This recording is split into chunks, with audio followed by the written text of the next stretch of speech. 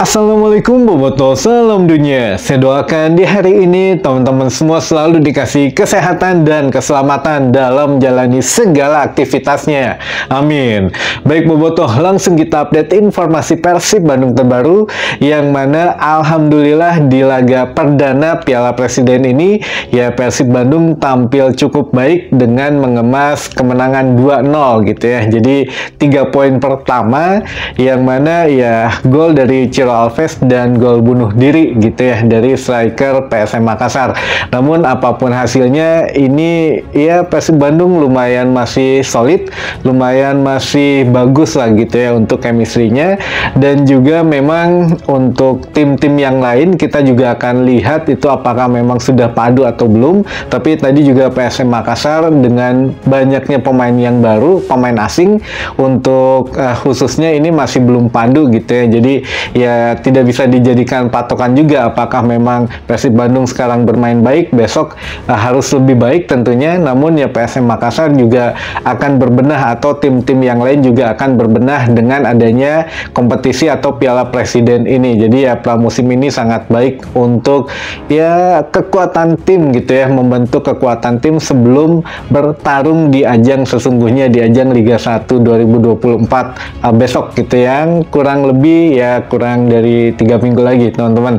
Nah ini juga untuk beberapa pertanyaan dari teman-teman bobotoh, tentunya pasti nanya nih, kenapa baru Coach Jan saja yang dimainkan? Nah ini ada kabar sedikit teman-teman yang mungkin harus diketahui juga.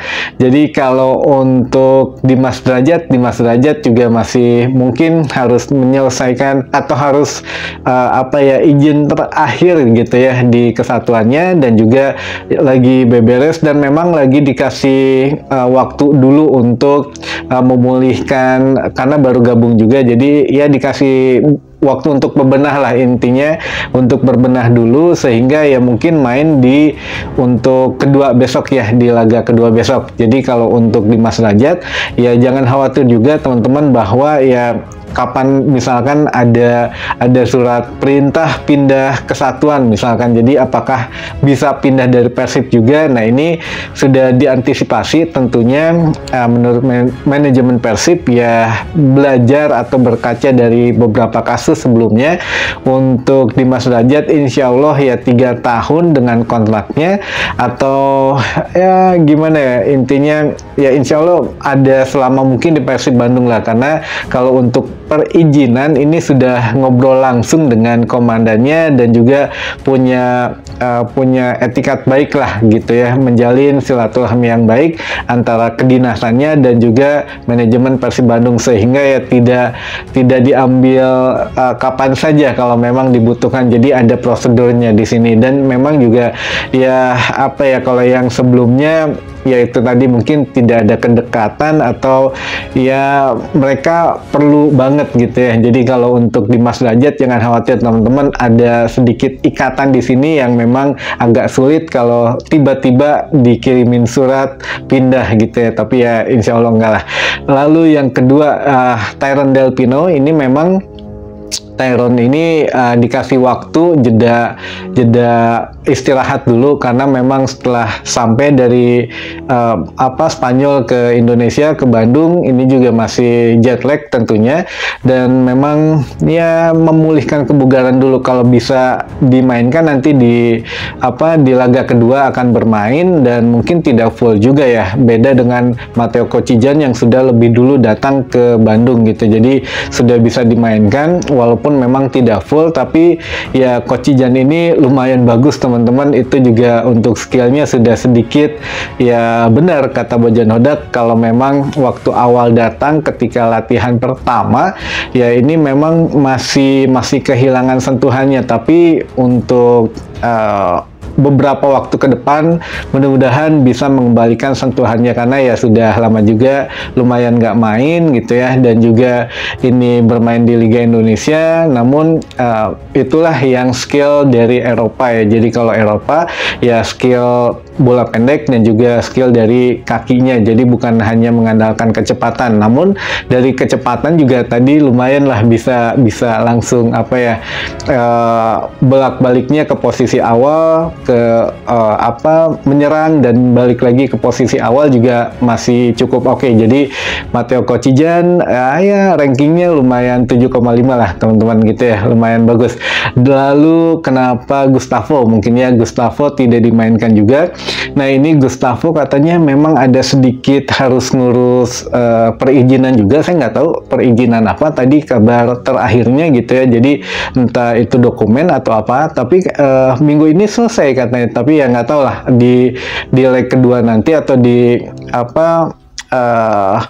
laga kedua nanti main atau tidak, ya kita tunggu besok lah untuk kejelasannya gitu ya. Jadi kita akan update lagi karena hari ini ya memang begitu untuk kabarnya ada perizinan yang harus dibereskan gitu ya. Entah memang masih kitas atau bagaimana, tapi kalau kita saya pikir ya harusnya sudah selesai gitu. Tapi nggak tahu lah, nanti kita coba update lagi saja gitu ya. Jadi ya itu kalau untuk Gustavo Franca kendalanya di situ. Lalu yang siapa lagi yang belum main? Untuk Kevin Ray Mendoza. Nah, Kevin Ray ini memang ya itu masih agak sedikit dikasih waktu bersamaan dengan Deddy Kusnandar gitu ya. Masih ya setidaknya ada waktu jeda dulu. Kasihan lah baru datang dari haji atau baru datang dari negaranya langsung main juga, ini ya takutnya cedera dan lain sebagainya. Tapi dari formasi ini untuk Bojan Hodak tidak jauh berbeda dengan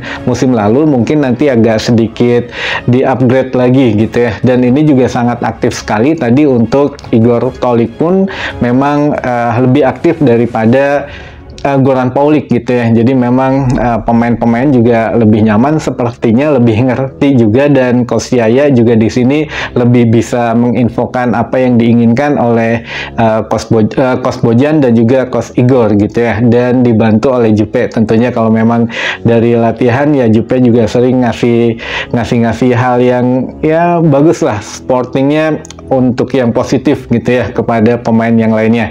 Nah, terakhir ini juga saya sudah infokan bahwa jangan khawatir teman-teman, sepertinya untuk leg kedua nanti juga atau laga kedua juga ya tidak perlu terlalu menguras energi untuk war tiket gitu ya, karena tiket Persib Bandung sepertinya akan melimpah di ajang Piala Presiden ini. Tidak seperti kemarin laga semifinal ataupun final gitu yang susah banget, tapi kalau ini insya Allah gampang lah, karena ya tadi juga kurang lebih 7.400 atau 7.500 gitu ya untuk totalnya. Jadi ya memang seperti yang saya infokan juga kemarin bahwa ya tiket masih jauh di bawah standar lah. Dari 20.000 yang disediakan ya seperempatnya aja kemarin belum nyampe gitu. Jadi ya itu juga sudah ditambah-tambah oleh influencer, oleh undangan, apalagi ada Presiden Jokowi. Jadi ada beberapa pengamanan yang memang harus dikasih tiket gratisnya gitu ya. Jadi untuk VIP, tamu undangan dan lain sebagainya mungkin dihitung di situ. Yang penting ya tiketnya di-issue dan dihitungnya segitu. Mungkin ya kurang dari segitulah dari jumlah total 7.500-an gitu ya. Jadi ya laga kedua nanti masih bisa leha-leha lah, nggak usah malam-malam jam 1 malam beli tiketnya atau jam 2, nggak perlu. Jadi ya sampai hari H pun masih dibuka gitu ya teman-teman. Baik, mungkin itu dulu saja informasi yang bisa saya sampaikan di hari ini. Mudah-mudahan menambah informasi dan wawasan teman-teman Boboto semua. Sampai ketemu lagi di informasi selanjutnya. Wassalamualaikum Boboto, salam dunia.